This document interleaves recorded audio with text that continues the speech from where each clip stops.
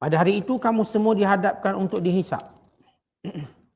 Tidak ada sesuatu pun yang tersembunyi kepada Allah dari perkara-perkara yang kamu tersembunyi. Maka sesiapa yang diberikan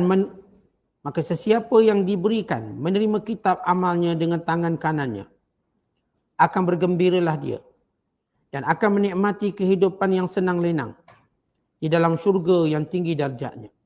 Sebaliknya, sesiapa yang diberikan menerima kitab amalnya dengan tangan kirinya, akan menyesallah dia sambil meratapi nasibnya dan akan diseret ke dalam azab yang tidak terperi sengsaranya. Surah ini diakhiri dengan menegaskan tentang kebenaran Al-Quran yang menjadi peringatan kepada orang-orang yang bertakwa. Kerana hanya orang-orang yang bertakwa sahaja yang akan beroleh manfaat dari peringatan dan hidayah petunjuk Al-Quran itu. Disebabkan iman mereka dan takwanya. Sedang orang-orang yang kufur ingkar adalah sebaliknya. Bismillahirrahmanirrahim. Al-Haqqah. Mal-Haqqah. Wa ma adraka mal-Haqqah. Kadzabat Samud wa 'Adun bil qari'ah. فأما ثمود فأهلكوا بالطاغية وأما عاد فأهلكوا بريح صرصر آتية سخرها عليهم 7 ليال و8 أيام حسوما فترى القوم فيها صرعى كأنهم أعجاز نخل خاوية فهل ترى لهم من باقية وجاء فرعون ومن قبله والمؤتفكات بالخاطئة فعصوا رسول ربهم فأخذهم أخذة رابية إنا لما طغى الماء حملناكم في الجارية لنجعلها لكم تذكرة وتعيها أذن واعية صدق الله العظيم. Dengan nama Allah yang Maha Pemurah lagi Maha Mengasihani. Saat yang tetap berlaku itu. Apakah dia sifat dan keadaan saat yang tetap berlaku itu? Dan apa jalannya engkau dapat mengetahui tentang sifat dan keadaan saat yang tetap berlaku itu? Yakni saat itu ialah hari kiamat. Kaum Samud dan Ad telah mendustakan hari akhirat yang menggemparkan dan mengharu-birukan itu. Maka masing-masing menerima azab dunianya. Adapun Samud, kaum Nabi Saleh, maka mereka telah dibinasakan dengan petir yang melampau-lampau dahsyatnya. Adapun Ad, kaum Nabi Hud, maka mereka telah dibinasakan dengan angin ribut yang kencang, yang melampau-lampau kencangnya, yang diarahkannya menyerang mereka 7 malam 8 hari terus menerus. Kalaulah engkau menyaksikannya, maka engkau akan melihat kaum itu bergelempangan mati, seolah-olah mereka batang-batang pohon kurma yang tumbang dan lompang. Dengan demikian, dapatkah engkau melihat lagi sisa-sisa mereka yang masih hidup? Dan selain dari mereka, datanglah Fir'aun dan orang-orang yang terdahulu daripadanya, serta penduduk negeri-negeri yang telah ditunggang terbalikkan, dengan melakukan perkara-perkara yang salah. Itu masing-masing menderhaka kepada Rasul yang diutuskan oleh Tuhan mereka. Lalu Allah menyeksa mereka dengan azab yang sentiasa bertambah. Sesungguhnya kami, tak kala aibah melampaui hadnya, serta menenggelamkan gunung ganang, telah mengangkut serta menyelamatkan nenek moyang kamu ke dalam bahtera Nabi Nuh, yang bergerak laju pelayarannya. Kami lakukan yang demikian untuk kami jadikan peristiwa itu satu pelajaran bagi kamu, dan untuk didengar serta diambil ingat oleh telinga orang-orang yang mahu menerima pengajaran. Surah yang kita tafsirkan pada malam ini dikenali dengan nama surah Al-Haqqah. Surah yang ke-69 pada juzuk yang ke-29 dalam susunan surah-surah juzuk dan juzuk dalam Al-Quran. Surah ini ialah surah Makkiyah, yang diturunkan di kota Mekah sebelum hijrah. Mengandungi 52 ayat. Dinamakan dengan nama surah Al-Haqqah kerana dimulakan dengan perkataan Al-Haqqah. Yang dimaksudkan dengan Al-Haqqah ialah salah satu daripada nama-nama hari kiamat. Selain daripada Yaumul Qiyamah, selain daripada dinamakan sebagai Yaum Al-Fasl, selain dinamakan dengan Yaum At-Taghabun, selain daripada dinamakan dengan Yaumus Sa'ah, dinamakan juga dengan Al-Haqqah. Apa maksud Al-Haqqah? Yang benar-benar akan berlaku. Atau yang mesti akan berlaku. Yang benar-benar akan berlaku itu, yang mesti akan berlaku itu ialah kiamat. Yang wajib berlaku. Jadi kerana wajib berlaku dan wajib datangnya, maka semua para nabi daripada Adam lagi sehinggalah Nabi Muhammad sallallahu alaihi wasallam tidak pernah lupa membicarakannya kerana ia benda wajib. Dia bukan benda sunat. Dia bukan benda yang bersifat kita katakan sebagai perkara yang tidak penting. Ia amat penting. Sehingga kita melihat bagaimana surah Makkiyah kesemuanya membicarakan tentang kiamat. Bahkan Al-Quran membicarakan tentang kiamat. Dan apa yang dibawa oleh Rasul-Rasul selain daripada ketuhanan, keesaan Allah, kebenaran wahyu dan kerasulan ialah tentang kiamat, kebangkitan semula manusia sehingga kepada penghisaban, sehinggalah kepada penempatan mereka kiamat kelak. Apakah syurga, yakni ahli bahagia, ataupun neraka, atau menjadi ahli celaka. Apa kaitan surah ini dengan surah Al-Qalam sebelum ini? Kalau dalam surah Nun atau dinamakan juga dengan surah Al-Qalam, disebut tentang kiamat secara ringkas. Pada firman Allah Ta'ala ayat yang ke-42, Yauma yukshafu an saq. Hari di mana dahsyatnya hari kiamat. Dan diseru manusia untuk sujud pada Allah. Dan mereka tidak mampu. Manakala dalam surah ini disebut Al-Qiyamah ataupun keadaan kiamat dengan lebih panjang lebar. Yang kedua, kalau dalam surah Al-Qalam diberi amaran keras kepada orang yang mendustakan Al-Quran. Sehingga Allah menyatakan, Fadharni wa man yukadzibu bihadzal hadis sanastadrijuhum min haitsu la ya'lamun. Biarkan kepadaku wahai Muhammad, akan kuuruskan setiap mereka yang mendustakan ayat-ayat Allah yang diturunkan. Akan kucabut nikmat mereka sedikit demi sedikit tanpa mereka mengetahuinya. Manakala dalam surah ini disebut bentuk azab yang dikenakan pada pendusta Rasul dan wahyu yang diturunkan. Kaum Adnya, kaum Samudnya, Fir'aunnya, kaum Nabi Lutnya, bahkan kaum Nabi Nuhnya, dan kaum-kaum yang lain yang dibinasakan oleh Allah sebabnya mendustakan Rasul dan wahyu yang diturunkan. Kandungan surah ini, sebagaimana surah Makkiyah yang lain, penekanannya tentang unsur akidah.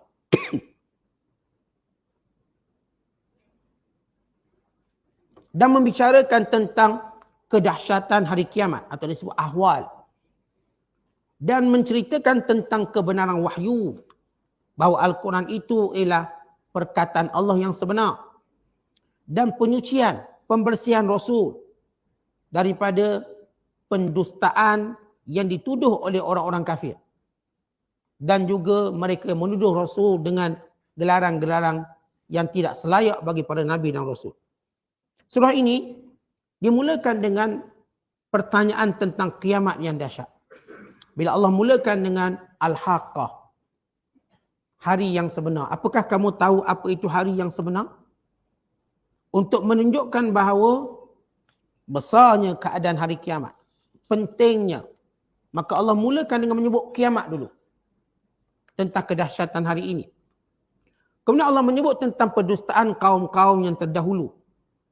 Seperti Samud, Ad, kaum Lut, kaum Fir'aun. Dan juga kaum Nabi Nuh. Dan bagaimana mereka dibinasakan disebabkan pendustaan mereka terhadap Rasul-Rasul dan wahyu yang diturunkan. Kemudian Allah Ta'ala menceritakan dalam surah ini tentang keadaan azab pada hari akhirat kelak. Sebagai balasan kepada orang yang mengingkarinya di dunia dahulu. Yang Allah menceritakan dalam surah ini, orang-orang yang tak percaya hari kiamat. Allah cerita azab yang akan bakal mengenai mereka. Kemudian surah ini menceritakan tentang keadaan golongan yang bahagia atau disebut as-su'ada dan golongan yang celaka atau disebut al-ashqiya pada hari kiamat kelak. Yang bahagia yang menerima buku catatannya melalui tangan kanan. Yang celaka yang menerima buku catatannya di sebelah kirinya. Kemudian Allah Ta'ala bersumpah dalam surah ini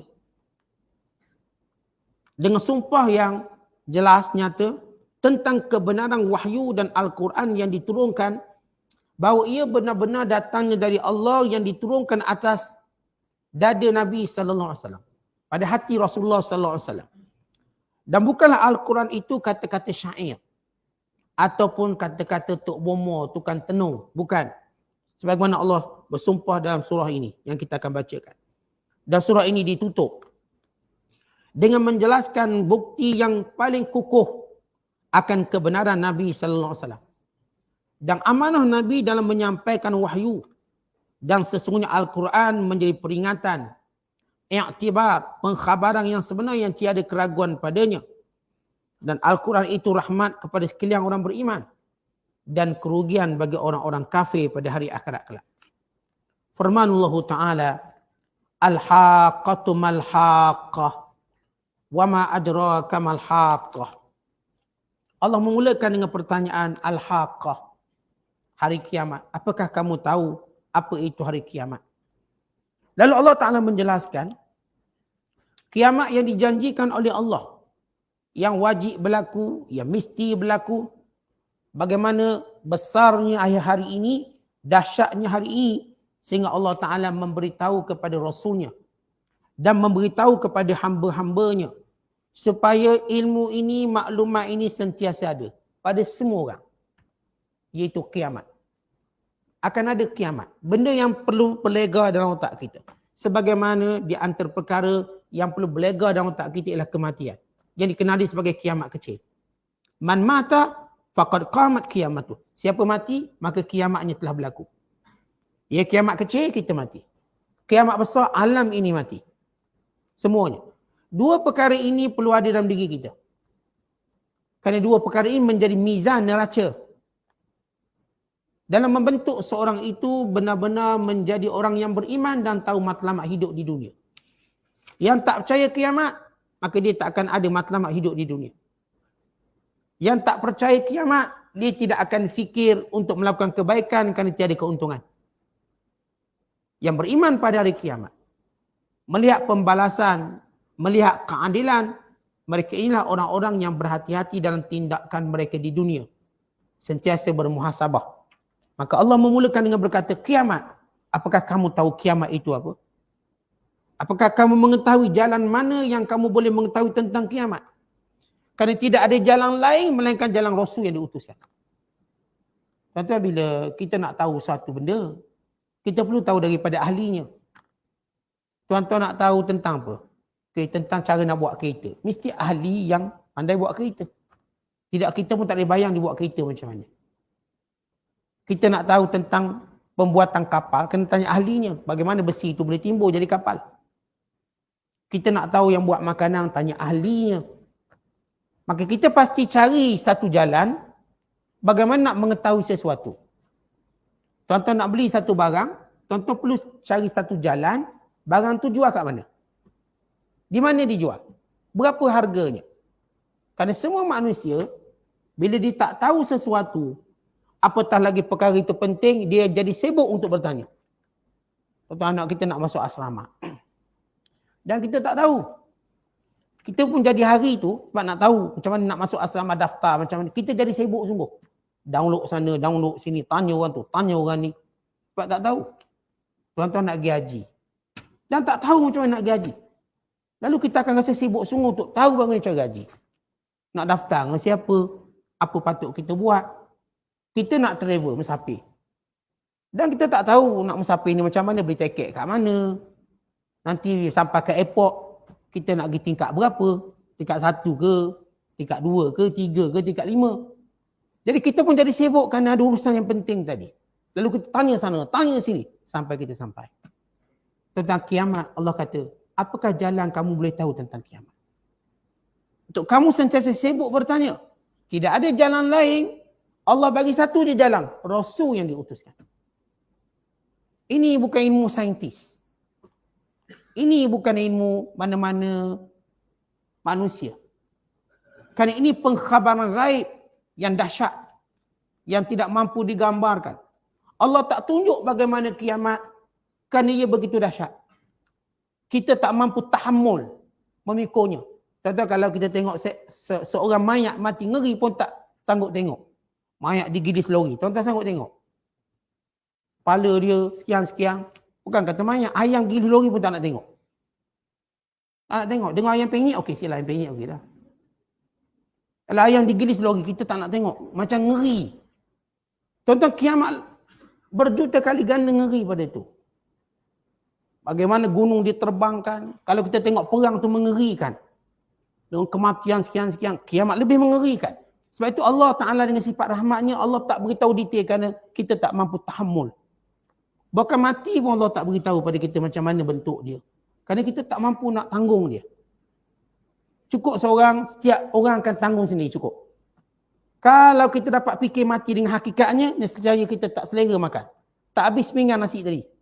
Tadi kan habis sebab tak fikir. Kalau kita fikir sepinggan nasi pun tak boleh habis. Bukan kata sepinggan nasi, tak naik atas nak makan tu. Duduk bawah termenung, apa ingat mati. Kerana rahmat Allah, Allah tak jadikan kita fikir setiap hari. Dan Allah tak jadikan kita dapat mengetahui hakikatnya. Melainkan gambaran zahir. Kiamat ini. Allah kata, وَمَا أَدْرَاكَ مَا. Bila Allah tanya, وَمَا أَدْرَاكَ مَا الْحَاقَّةُ. Apakah jalan yang kamu boleh tahu tentang? Hanya satu Rasul. Tiba-tiba sumber yang paling agung untuk kamu tahu tentang kiamat, kamu dustakan. Kadzabat Samud wa 'Adun bil qari'ah. Maka kaum Samud, tahu kaum Samud, kaum Nabi Saleh. Kemudian kaum 'Ad, kaum Nabi Hud mendustakan hari kiamat. Tak nak dengar Rasul. Saya dah sebut tadi, bila benda tu penting, kita jadi sibuk untuk tahu benda tu. Bila kita menganggap tak penting, kita pun tak nak tahu benda tu. Tak sibuk. Walau itu perkara paling penting. Akhir baru kita mengetahui itu paling penting sekali. Ini kaum 'Ad, kaum Samud mendustakan satu-satu jalan untuk mengetahui tentang kiamat di mana manusia mati dan dibangkitkan semula. Lalu mereka mendustakan. Allah mulakan dengan kaum Samud dulu. Kemudian baru kaum 'Ad. Sedangkan secara tertib. Kita baca dalam surah-surah lain, pasti Allah mulakan 'Ad dulu baru Samud. Kerana 'Ad, kaum Nabi Hud ni dulu pada Nabi Saleh. Kemudian barulah Nabi Saleh alaihissalam. Kaum 'Ad dianggap sebagai kaum yang kuat gagah. Kaum Samud ni dia adalah keturunan 'Ad. Yang dipanggil sebagai 'Ad yang kedua. Kenapa Allah mulakan dengan kaum Samud terlebih dahulu? Sedangkan secara tertib ialah 'Ad. Kerana Allah menyebut kaum Samud dengan ringkas. Tetapi Allah menyebut tentang kaum 'Ad dengan panjang lebar. Ataupun dengan lebih panjang.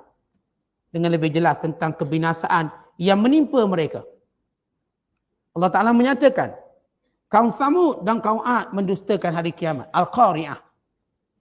Fa'amma Samud, maka kesudahannya kaum Samud. Fa'uhliku bit-taghiyah. Dibinasakan dengan petir yang amat dahsyat. Sehingga memutuskan jantung mereka. Datang petir dengan bunyi kuat, putus jantung. Mereka bergelimpangan mati. Disebut dalam penafsiran ayat ini, bila Allah Ta'ala menyatakan, adapun kaum Samud dibinasakan, yakni umat Nabi Allah Saleh alaihissalam, mereka dibinasakan dengan at-taghiyah. Apa makna taghiyah? Dalam tafsir Pimpinan Rahman kita sebut petir yang berulang-ulang, yang berkali-kali, yang dahsyat. Maksud taghiyah di sini kata ulama ialah as-sayhatu aw as-sa'iqatu aw rajfatu allati jawazat hadda fi syiddah. Bukan sekadar petir atau disebut dalam bahasa as-sa'iqah, petir yang melanda mereka. Bukan rajfah yakni gempa bumi. Bukan sayhah yakni tempikan yang kuat. Mula-mula bunyi suara tempikan kuat macam tuan-tuan tengok bila berlaku hujan dia ada guruh dulu, guruh. Datang kilat kemudian datang petir. Bunyi guruh. Di sini guruh, kilat, petir. Maka sebelum petir itu melanda bunyi sayhah dulu. Suatu suara yang kuat yang cukup menyebabkan mereka ketakutan. Diikuti dengan petir yang memutuskan jantung mereka dan membinasakan mereka. Diikuti dengan gempa bumi yang menghancurkan mereka semuanya. Kemudian Allah Ta'ala menjelaskan dalam ayat yang lain. Wa akhadha alladhina zalamu sayhah. Maka orang yang zalim itu ditimpa dengan suatu jeritan yang kuat.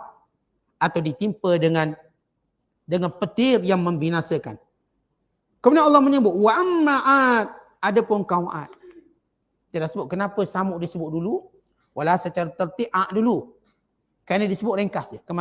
Mereka dimusnahkan. Habis. Tapi kaum Ad Allah cerita lebih panjang sikit bagaimana kedahsyatan yang menimpa mereka. Wa amma Ad, adapun kaum Ad, fa uhliku, mereka dibinasakan birihin sarsarin atiyah. Dengan angin yang melampau kedahsyatannya, yang melampau sejuknya, yang melampau bunyinya, yang melampau kekuatannya. Bila sebut perkataan atiyah, atiyah memberi maksud angin yang sejuk sangat-sangat. Dan atiyah juga memberi maksud angin yang begitu kuat bunyinya. Dan atiyah juga memberi maksud angin yang begitu kencang. Ini disebut perkataan birihin sarsarin atiyah. Sarsar yang membinasakan lagi melampau. Atiyah melampau. Sakharaha, Allah menimpakan ke atas mereka sab'a layalin. 7 malam 8 hari. Ini package tu dapat. 7 malam 8 hari punya package. Untuk hancur. Sehancur-hancurnya. Kata Allah Ta'ala dalam menceritakan kehancurannya yang berlaku selama 7 malam 8 hari berturut-turut. Dengan diturunkan angin dan diturunkan dengan rejaman batu daripada langit. Yang menyebabkan mereka hancur keseluruhannya. Kata Allah, fataral qauma fiha sar'a. Kamu lihat mereka bergelimpangan. Karena angin tadi menerbangkan mereka, menjatuhkan mereka, mengangkat kembali mereka, memutuskan kepala mereka, memisahkan tangan dan kaki mereka, habis pecah-pecah semua. Ini angin tiup naik atas, 4 ke bawah, kemudian tiup lagi 4 ke bawah, tak ada kepala semua. Kepala tak ada, tangan tak ada, kaki tak ada. Perumpamaan mereka seperti tunggu pokok kurma. Contoh kalau kita tengok pokok kurma jatuh, balik dia ribuk, ada yang patah banyak ni, ada yang patah banyak tu, ada yang lompang, ada yang sekian-sekian, ada seperti akarnya timbul dan sebagainya. Persis seperti itu. Dek kehancuran yang dahsyat. Kata Allah Ta'ala, ka'annahum a'jazu nakhlin khawiyah, seperti kamu melihat tunggul-tunggul pohon sesudah ianya binasa dan hancur. Fahal tara lahum min baqiyah, agak-agak ada tak orang hidup lagi. Tuan-tuan kita, kalau kita tengok kemalangan, kereta hancur. Ni orang dalam ni hidup ke tak hidup? Dia hancurnya tadi. Kita rasa macam tak ada orang hidup. Kita tengok kapal misalnya, terbakar. Atau kapal terbang jatuh. Dengan keadaan hancur kapal terbang, hidup tak hidup penumpang dia. Dalam keadaan penduduk Ad ini, dihancurkan sehancur-hancurnya. Bergelimpangan mayat. Lalu kalau kamu tengok, kata Allah Ta'ala, kamu akan tanya, ada lagi ke hidup? Dia dahsyat ni, tak ada orang hidup. Tak persoalan yang kita tanya, fahal tara lahum min baqiyah, ada tak orang hidup? Maknanya mustahil hidup. Mustahil ada orang hidup. Macam saya sebut analogi mudah tadi, kalau tuan-tuan tengok memang hancur lebur sungguh, ada ke orang selamat? Dengan hancur macam ni, ada tu orang selamat? Kita kata tak ada. Macam ni gaya, tak mungkin ada yang selamat. Tuan-tuan begini dahsyat 7 hari dengan Allah Ta'ala sebut bagaimana tempoh mereka dibinasakan oleh Allah Ta'ala dengan sab'a layalin, dengan 7 malam 8 hari. Bukan sehari. 7 malam 8 hari begitu angin itu bertiup. Begitu mereka tercampak selama tempoh tadi. Bergolek dan tempoh tadi, hancur semua. Semua mayat tak ada kepala ni. Apakah masih ada yang hidup? Tak ada yang hidup. Semuanya hancur. Tuan-tuan sekalian, bila Allah Ta'ala menyebut tentang kehancuran mereka ini, kerana kehancuran ini kehancuran yang paling mengerikan. Allah Ta'ala juga menyebut kehancuran Fir'aun, kehancuran kaum Nabi Nuh, tapi ia lebih kurang sikit daripada ngeri dia. Dia mereka tenggelam air. Tak sengeri yang hancur macam tu. Kata bila orang, kita dengar orang lemas dan sebagainya. Dia tak sengeri yang hancur kerana kemalangan dan sebagainya. keadaan ngeri tadi. Maka Allah menyebut dulu keadaan ngeri makhluk-makhluk Allah yang mendustakannya.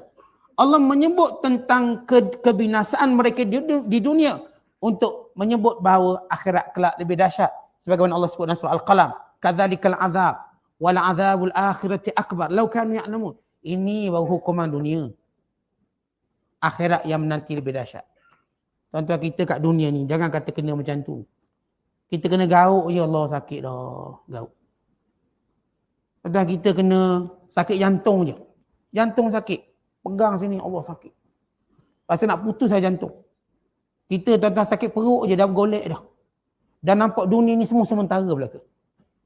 Tengok isteri kita pun dah tak comel dah. Dia tengok. Duk sakit perut pegang. Tengok makanan pun tak selera. Kita sakit gigi dia. Dah habis dunia ni tak ada manisnya. Sakit gigi. Mana manis dunia? Tak ada dah. Bagaimana dengan azab seumpama ini? Dan azab yang menanti akhirat lebih dahsyat. Maka Allah Ta'ala suruh fikir. Apa untung kamu dustakan akhirat? Untungnya kat mana? Kalau kamu dengar penerangan Rasul, yang pertama sifat Rasul ini tak pernah berbohong dan kamu kenal mereka. Allah tak hantar Rasul daripada kaum yang mereka tak kenal. Ahli-ahli datang, aku Rasul. Tak. Mereka kenal daripada kecil. Mereka kenal ayah dia, mereka kenal mak dia. Supaya mereka tidak ada hujah. Kan orang ni benar-benar mereka kenal. Tuan-tuan, kalau Rasul ni datang daripada planet mana, lalu datang ke jumpa kaum ni, mereka boleh petikan awak ni orang mana Ahli-ahli datang mengaku Rasul. Ahli-ahli beritahu kami begitu. Kami pun tak tahu perangai awak ni. Tahu awak ni gangster kat kampung awak, datang sini tunjuk warak, tunjuk alim. Kami tak kenal awak ni siapa ni. Tapi Rasul yang datang ini, memang kaum keluarga mereka. Semua Rasul. Allah tak jadikan Rasul tu orang luar. Orang dalam. Rasulullah membesar di kota Mekah sebagaimana mereka.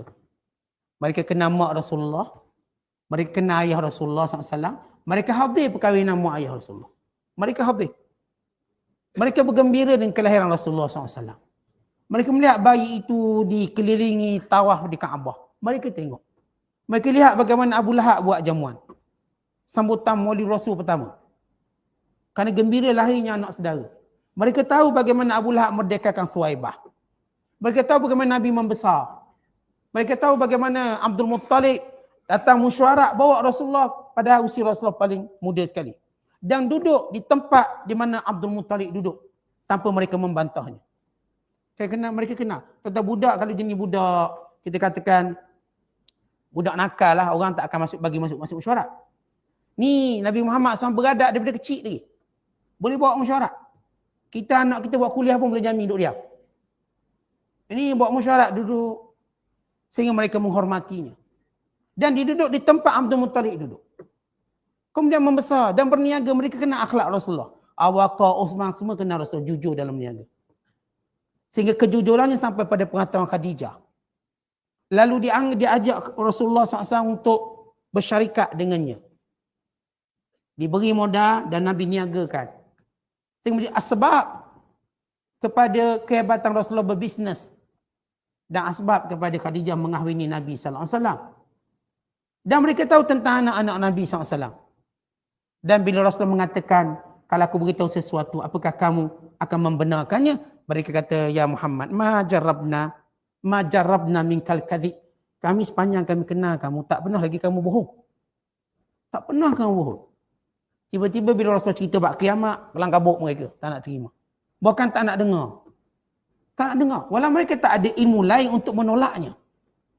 Tak ada ilmu lain untuk tolak. Tak ada logik lain untuk menolak. Maka keadaan mereka yang keras kepala, maka Allah beritahu kepada mereka dan orang seumpama mereka tentang kaum-kaum yang sudah dibinasakan. Ingat, tak ada faedahnya kamu tentang benda ni. Tak ada faedah. Tentu kalau kita tengok apa yang dibawa oleh Islam. Apa faedah menentang apa yang dibawa oleh Islam? Kalau tak tentang, maka lihat kebaikannya. Bila Islam mengharamkan judi. Apa faedahnya kamu nak pertahankan juga judi? Mengharamkan arak. Mengharamkan penzinaan. Islam mengharamkan sekian-sekian perkara yang maklum dalam agama. Zina dan sebagainya. Maka kenapa kamu nak menganggap Islam ini sebagai menghalang kemajuan? Walau kamu tahu kedahsyatan dan keburukan akhlak tersebut. Tentang Islam ni, kalau ada benda tak elok dia ajak. Nescaya orang akan menganggap ini satu kelemahan terbesar. Tapi tidak ada melainkan tohmahan semata-mata. Kalau ada benda Islam ajak tu benda mungkar. Ada tak benda Islam ni mungkar nama dia? Baik dalam hubungan suami isteri, hubungan kekeluargaan, baik dalam hubungan kemasyarakatan. Semuanya dia ajar benda-benda yang mendamaikan. Tidak ada satu pun yang mungkar. Maka akibat kamu mendustakan apa yang dibawa oleh Nabi dan Rasul. Maka lihat kemusnahan kamu. Kemudian kata Allah, sebab membicarakan kaum Ad dan kaum Thamud, Allah menyebut lagi kaum lain. Wa jaa Fir'aun, dan datang pula Fir'aun. Wa man qablahu, dan sebelum Fir'aun. Kan sekadar Fir'aun, sebelum tu Fir'aun. Wal mu'tafikatu bil khati'ah. Kata Allah Subhanahu wa taala, datang Fir'aun dan kaum sebelum Fir'aun, wal mu'tafikat. Maksud perkataan mu'tafikat iaitu kaum Nabi Lut alaihissalam. Mu'tafikat bermaksud kaum yang diterbalikkan negara mereka. Kalau mu'tafikat ai mutaqallabat ataupun dipanggil al-munqalabat, yang diterbalikkan kampung atau negeri tersebut. Yang dimaksudkan ialah kaum Nabi Lut AS. Datang pula Fir'aun, cerita dibinasakan. Dan sebelum Fir'aun. Dan wal mu'tafikat, dan negeri kaum Nabi Lut. Bil khati'ah, yang melakukan kesalahan. Apa kesalahan mereka? Fa'asaw rasula rabbihim. Mereka derhaka kepada rasul-rasul yang diutuskan kepada mereka. Allah menceritakan keadaan mereka mendustakan rasul-rasul mereka. Fa'akhazahum akhzatar rabiyah. Maka Allah mendatangkan kepada mereka akhzah. Akhzah maksud hukuman. Azab. Rabiyah maksudnya yang dahsyat. Daripada perkataan riba. Riba ni bertambah. Rabiyah yang bertambah-tambah azab. Sehingga hancur Fir'aun. Hancur kaum Nabi Lut. Bahkan hancur kaum-kaum sebelum itu. Kata Allah. Kemudian sesudah Allah menyebut kaum ini, Allah menyebut satu lagi kaum. Inna lamma tagal ma'. Satu kaum lagi pula ialah kaum yang mana bila air sudah memuncak naik, hamalnakum fil jariyah. Kami selamatkan orang-orang beriman di dalam bahtera. Jariyah, yakni bahtera. Yang bergerak dengan begitu laju. Contoh dengan banjir besar, dengan ribut, dengan hujan yang tak berhenti-henti, maka situasi kapal yang berlayar ketika itu pasti kapal tu laju. Dia akan bergerak laju, dia tak akan gerak perlahan. Gerak perlahan ni kalau sekiranya pantai ataupun laut tadi tenang, sekiranya laut tadi tak bergelora. Bila mula gelora dia akan bergerak laju. Jariyah asalnya berlari atau juga bermaksud bergerak. Artinya kapal tadi walau dalam keadaan laju dia dipelihara oleh Allah. Ini bahtera Nabi Nuh AS. Linaj'alaha lakum. Untuk kami jadikan itu semua. Kisah bahtera Nabi Nuh. Dan kisah-kisah umat-umat yang dibinasakan. Kami jadikan itu semua lakum bagi kamu. Tazkiratan, peringatan. Wa ta'iyaha. Perkataan ta'iyaha makna yang boleh dipahami oleh telinga yang suka dengar. Sayyidina Ali radhiyallahu ta'ala anhu, dia berdoa kepada Allah supaya dia dapat menjadi telinga yang paling kuat mendengar. Maksudnya telinga yang dengar untuk benda yang baik ni. Dalam hadis daripada Makhul diceritakan bila turun ayat wa ta'iyaha udhun wa'iyah, dan semua kisah-kisah ini supaya telinga-telinga yang mendengarnya jadikan pengajaran. Yang telinga yang bagus ni. Telinga bagus ni tuan-tuan ialah telinga yang suka dengar benda-benda baik. Lalu kata Ali radhiyallahu ta'ala anhu, Rasulullah bersabda, ya Allah, jadikan Ali ni telinganya suka dengar. Biar dia dengar tu dia faham cepat. Kata Sayyidina Ali, semenjak Rasulullah cakap macam tu, apa pun yang aku dengar aku ingat. Bila Rasulullah doakan untuk aku, biar telinga aku ni telinga wa'iyah. Wa'iyah telinga yang mendengar dengan ambil pengajaran. Kalau kita bahasa kita dengar kata lah. Kita doa ya Allah jadikan anak-anak kami telinga ni telinga yang wa'iyah. Yang dengar kata. Dia dengar mengambil pengajaran. Ini tuan-tuan ada orang dengar sebagai halwa telinga. Dengar. Lepas sudah tu dengar apa? Tak tahu, tak ingat dah. Sebab dia dengar je. Ada yang dengar, dia ingat, dia boleh sampaikan. Ada yang dengar, dia ingat dan dia faham. Maka dia pun mengambil pengajaran. Maka Allah memuji telinga wa'iyah. Telinga yang jenis mengambil, yang menjadi perkataan wa'i ni yang bijak. Yang faham. Jadi kita tuan-tuan kalau dengar cerita, khususnya cerita Al-Quran, cerita daripada hadis Nabi, cerita-cerita yang ada pengajaran, maka cerita ni kita kena dengar dengan faham betul-betul. Dan lihat cerita tadi dalam diri kita. Jangan melihat kita di luar daripada cerita. Waktu tuan-tuan dengar cerita Al-Quran, letakkan diri tuan-tuan dalam cerita tu. Bila kita letak diri kita dalam cerita itu, maka kita lah orang yang faham. Tapi kalau kita letak cerita tu di luar daripada diri kita, lalu kita tak akan dapat apa-apa faedah. Artinya kalau kita baca kisah Nabi Nuh, dan kita meletakkan diri kita sebagai orang yang mengikuti Nabi Nuh, yang berada dalam bahtera Nabi Nuh, yang selamat daripada ujian yang besar ini, mihnah yang hebat ini, maka kita faham betapa pentingnya kita mengikut para Nabi dan para Rasul. Kerana mereka sahaja, di tangan mereka sahaja ada bahtera penyelamat. Nak selamat, maka ikutlah Nabi dan Rasul. Ikutlah Nabi Muhammad SAW. Itu penyelamatannya. Itu adalah, kita katakan, alat-alat, itu adalah asbab pada keselamatan kita. Jadi semua cerita-cerita ni, bukan Allah nak cerita sebagai cerita buat office di wayang gambar, di panggung wayang, bukan. Contoh cerita-cerita buat office di panggung wayang tu semua tak ada faedahnya. Malaikat halwa di mata, halwa di telinga, setakat tu je. Untuk, lepas tu habis. Yang ni berlakon cerita lain pula. Cerita pertama dia berlakon jadi Dajjal, yang kedua berlakon jadi malaikat pula. Tapi tak ada faedah apa. Tapi cerita Al-Quran, cara penceritaan Allah, supaya manusia melihat cerita tadi bukan jalan ceritanya, tapi falsafah cerita. Matlamat yang nak disampaikan, message. Yang kita dengar dan tengok cerita kat dunia, kita tengok jalan cerita. Oh, dia punya sutradaya ataupun kita panggil pengarang tulis skrip tadi, dia punya jalan ceritanya kuat. Lalu kita pun suka jalan cerita. Tapi hakikatnya yang duduk dalam lakonan dan sebagainya, dia sendiri pun tak ambil manfaat apa-apa. Yang berlakon tu pun tak ambil manfaat apa-apa. Dia berlakon je lah. Kalau berlakon jadi sombong, patut dia ambil manfaat. Dia kat luar sombong tak? Berlakon jadi sekian-sekian, dia tak boleh menghayatinya.